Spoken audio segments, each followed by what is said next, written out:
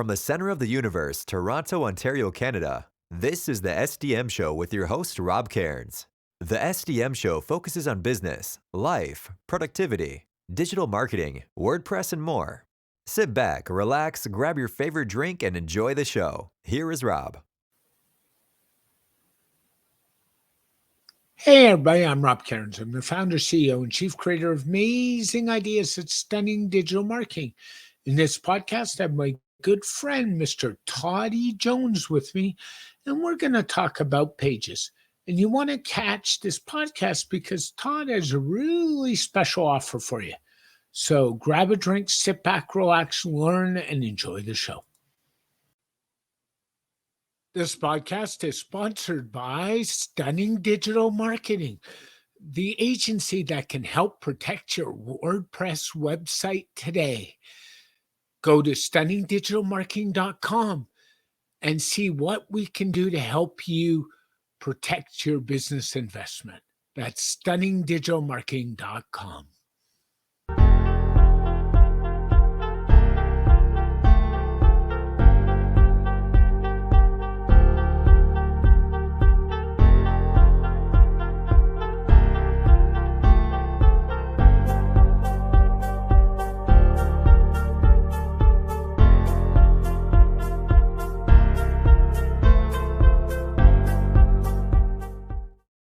Hey everybody, Rob here again, and today I'm here with my guest, Mr. Todd Jones. I had to say it that way. We were kind of talking before the pre-show. How are you today, Todd? Got the little LA, for anybody listening who don't know who LA Knight is, he's a superstar on SmackDown and WWE. LA Knight says LA Knight, so it's Todd E. Jones. There you go. Before we got on, I was looking at Facebook and somebody posted a video, an old American Bandstand. Remember that? Dick Clark? Yeah. And it was autograph, turn on the radio. I'm like, what a great song to get pumped up for a podcast. I like to listen to energetic songs before I'll do a podcast interview. And I was like, that gotta be good. I didn't have to pull up a wrestling theme song to do it. So I was really happy with that. That's a great song. I love it too. One of my favorite songs to listen to before I do a podcast is More Than a Feeling by Boston. It's just kind of, I play quite frequently when you kind of feel like you've had a little good stuff and you got more than a feeling. Yeah, so true. So true. Today I thought we're kind of talking this week about some changes you're making to the About Page framework and an offer you've got and all kinds of stuff. So let's jump into About Pages. I think the About Page is one of the most important pages on your website. And you probably agree with me, I would think. Why? Well, I need to write that article, right, about why it's so good to have an About Page. One of the first things I tell people, and you and I have been building and looking at website analytics for 15 plus years, whatever, and almost without exception, minus blog pages, among your what I call main artery pages, it is almost without exception the second most viewed page among home, about, services, and all that stuff.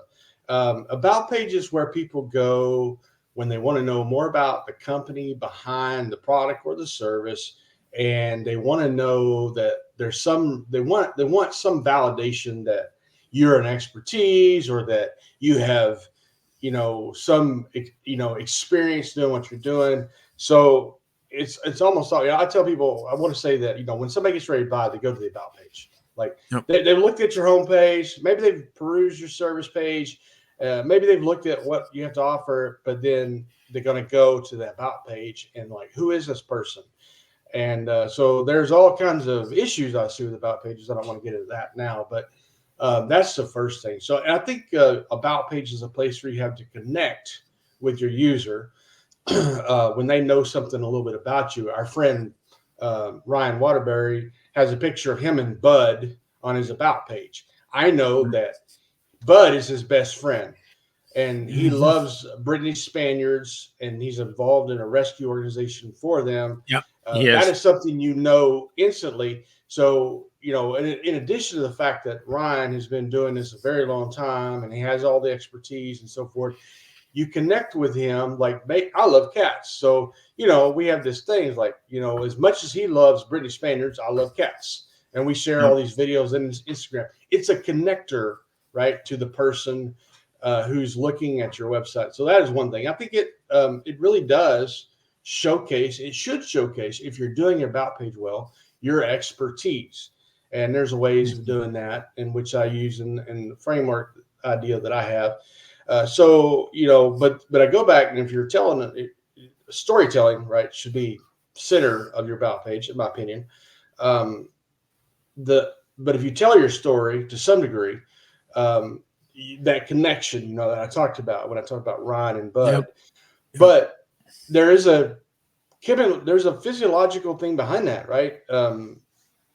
Dr. Paul Zak, who I think he's at Claremont now, he did a study years ago and realized that when we engage storytelling, our body releases the chemical oxytocin, not Oxycontin, although it has a similar effect, oxytocin, which is what a lot of people call the love hormone. It's the same chemical release when a mother is bonding with her baby. Now, I've got a sweet niece who's about 25, 26, whatever she is, and she's got a 3-year-old little boy. The bonding she has with that boy is special. Of course, we all love on that boy as well.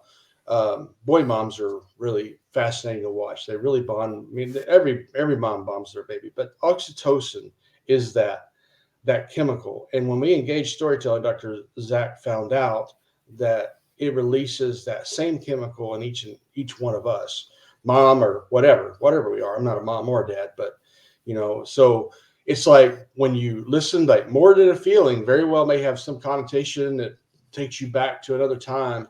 The songs, the storytelling in songs, the storytelling in movies and documentaries and books.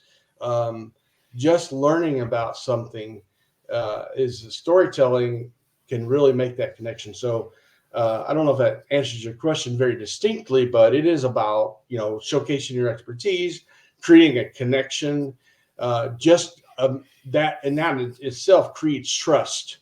So I used to say, and I've said this on Colleen Greitzer's podcast, is like, look, buying something without an about page, especially a larger ticket item, is like trying to buy something off of Craigslist on the dark side of town with somebody you've never met. You just don't do it. It amazes me how many companies I see come across with no about page, or a very token about page, I should say. I agree with you. And I think where people have a tough time with their about pages, they don't like talking about themselves. So kind of the way I do my marketing, it's interesting. When I'm out speaking and on stage, I have no problem, because my attitude with speaking is, that's my space. I need to own it. Well, you need to own your about page the same way. That's your website. You need to own it and just do it. Yeah, and the other thing is, we've heard for so long, and it's actually a smart thing, but we've heard so long to make your website about your user, make your website about your visitor. And it's true. But I tell people, on your about page, you have the permission to talk about yourself a little bit, right? There actually has to be a connection between your target audience and you, right? There has to be some connection. So you have to have both present on that about page. So if that makes any sense at all. No question. If you ever look at my about page, the picture on my about page is actually me speaking at PodCamp 2023 last year. So you got to use something relevant. The other thing is don't be afraid to say on your about page what you do, right? Because I think people have a tough time with that. And it's like, I've got a bio that I use for when I do interviews, when I do speaking. And it basically, it's a mini bio, but it basically rattles off everything I do. Now, speaking of the about page. Bio is a good thing to put on the about page, especially for solopreneurs. And I would even say, one thing is, if you don't have what you feel is a good story to tell, and you're working through that now, go ahead and put your bio up there. You just substitute that for your story for now. Maybe you'll change it later.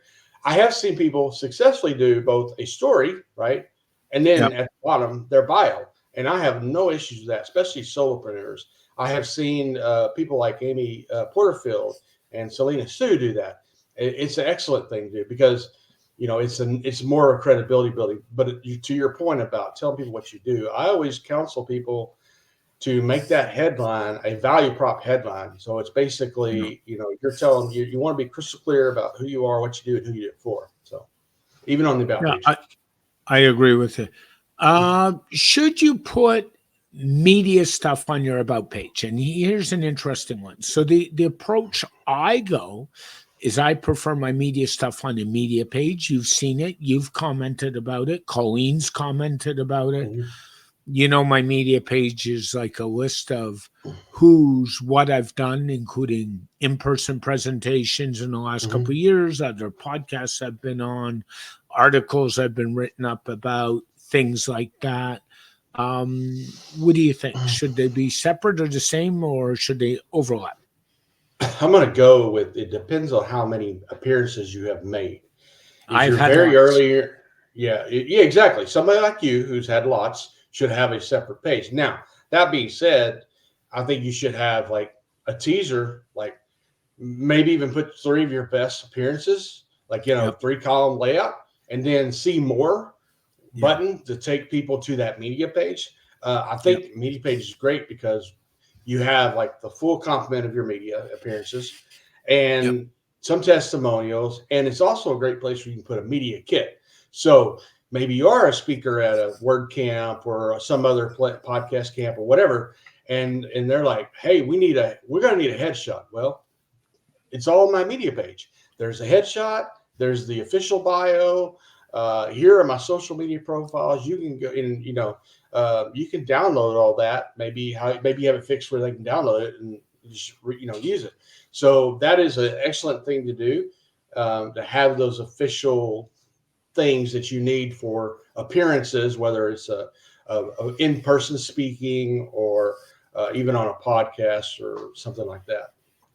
Yeah, I think I have a media kit. I actually need to add the link to the media page, but I have one that I give out because it just makes life so much easier, especially when you get into it.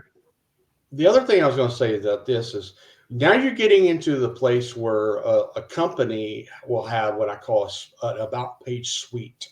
Yeah. You have more stuff than you can realistically include all of it on your about page. So you start having sub pages under the about page. So you have a media page. Maybe you have a page that details your why a little bit more than what you have in your about page. And usually those are companies that do that. They're a little bit bigger than a solopreneur. They may have a team. There's some things that you might want to separate off of your about page. For a solopreneur, it doesn't have a whole lot. Your about page is pretty well all encompassing. But if you're a company and you got much more, then treat your about page like a home page for those about pages. So if that makes any sense. Yeah, last year I'm trying to think. I probably did 8 or 9 other appearances. I mean, I do This Week in WordPress pretty regularly. That's every 5 or 6 weeks. Then I've done other speaking. I was written up in a couple of journals. I did a couple other podcasts. I've got one coming up actually tomorrow where I'm recording a podcast at the time of this record for another agency podcasting, which is outside of the WordPress site. We're going to talk about growing your agency, which will be amazing. I've done some things like that. And then I've been around in multiple places. So that kind of helps. What is the biggest mistake people make with an about page? I think just making it a token about page. I'll find a page and it's like a 2 or 3 word paragraph and that's it. You got more to say than that. That's one I see a lot. Superlatives, even on your about page. We're the best. We have this, we have that. We're this, we're that. Kind of the whole we centered. And I told you can talk about yourself. You can't, but even though you talk about yourself, it's still directed to the person who's coming to read your about page. So you don't want to be. And the other thing I see a lot of people do is they turn it into a CV, curriculum, but I can't even say It's it. not A CV. No. Yeah, and it's just like, a lot of developers do that. If you're listening, and if you have that, that's great. Making a page under your about page, if you want to know more. But those are just bullet points about stuff you did. It's almost reads like a resume. In fact, if you listen to people who help people do resumes these days, they actually are more or less leaving that whole CV type format and becoming more benefit driven in resumes. And so these days, if you just don't take it seriously, and you've created a token page, you've maybe made it the last thing. I tell people, and this is how I was on a podcast, and I think it was Nathan Wrigley a long time ago about the website copy framework. And I said, I didn't think about this till after I published the website copy framework, but I would start with the about page first. And the reason is you basically build what I call a mini brand story with the about page. The way I teach you to do it, you're building a mini brand page or mini brand strategy, because everything you need to do the home page and some of the other stuff, you will have gathered a lot of that just to do the about page. So it's a great jump off point. So it, you kind of build a brand story that way. I would agree with you. What's traditionally something people do really well on an about page? You've seen enough of them. Do well on an about page? Yeah. When somebody leads with their origin story, whether it's a company or, if you do nothing else on your about page, an origin story is going to be uber effective. In fact, one I'll mention her again, Amy Porterfield. I did a breakdown on hers years ago. I'm sure she's changed a few times since then, but fantastic. And whenever I see pages like that, I'm like, a copywriter wrote this about page, because they did all the things that they did. And hers is very narrative driven. Her story was the story that she wants her audience to have. So it works really well for her. I think you'll see the same thing with Selena Sue. A lot of really good SaaS companies will have really good about pages because they've hired a copywriter to do it, and they'll do that. So I think if you don't have anything else, a great origin story would be something that you could, if you're struggling with everything else, just tell your origin story. Actually, a few years ago, last year maybe, I was doing a Q&A article at Maine WP, and I came across a freelancer that I wanted to highlight. And I went to her about page, and she answered almost all my questions on her about page. And she had a really compelling origin story. Wow. And I have since then used her about page as an example in some of my about page stuff, because, she had a really compelling origin story. And I'm like, if every solopreneur had this kind of an origin story, it wasn't super long, but it was enough for you to feel the pain that she was going through and the change that she made and how she really loves helping other people like her, with the technology component of their business. And I was like, this is very good. So, and I told her, very good origin story.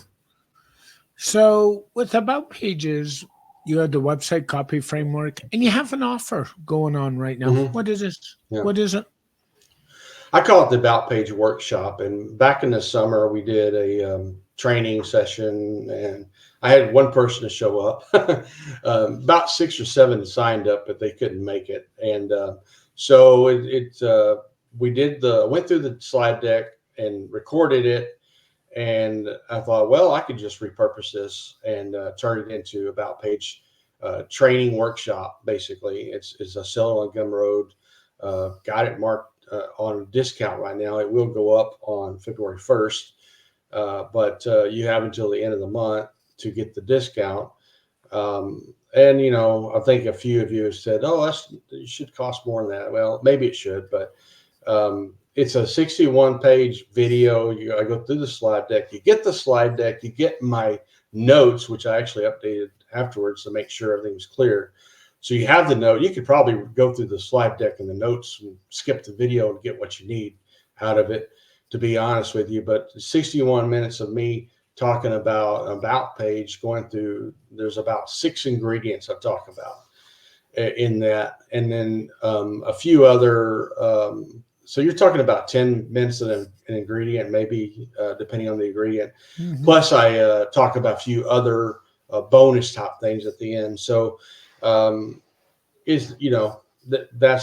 what it is. It's a package deal. You get it all. I don't hold anything back in that regard.